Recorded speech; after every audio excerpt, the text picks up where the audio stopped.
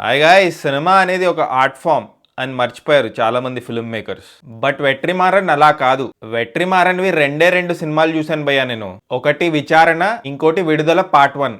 ఇప్పుడు విడుదల పార్ట్ 2 కూడా చూస్తాను. విడుదల పార్ట్ 2ని ఒక నార్మల్ ఫిల్మ్ లాగా ట్రీట్ చేయలేము. ఇది depiction of real life incidents లాగా ఉంటుంది. ఎక్కడ సినిమా లాగా అనిపించదు భయ్యా.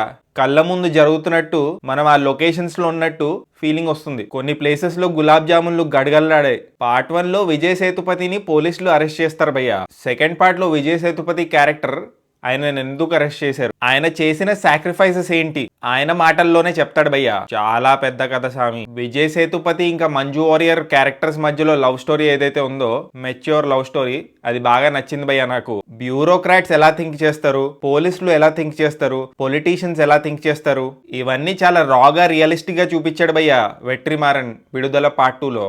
సినిమా బోర్ కొట్టింది భయ్య ఎట్ లాట్ ఆఫ్ ప్లేసెస్. లెందీగా కూడా అనిపించింది నాకు.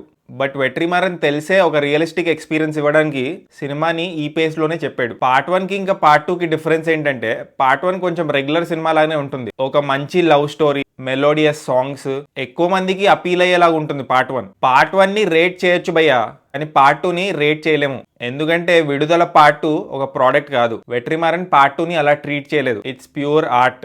అందుకే ఈ సినిమాకి నేను టమాటోస్ ఇవ్వట్లేదు భయ్యా. సినిమా అనేది of course art form, painting లాగా. కానీ పెయింటింగ్ చాలా చీప్ ఆర్ట్ ఫామ్.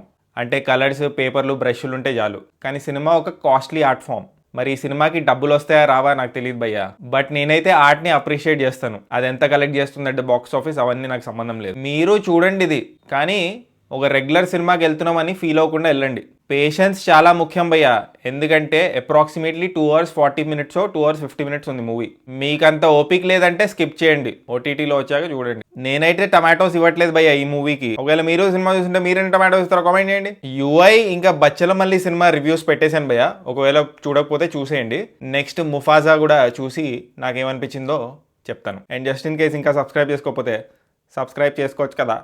పుచ్చుక్ పుచ్చుక్.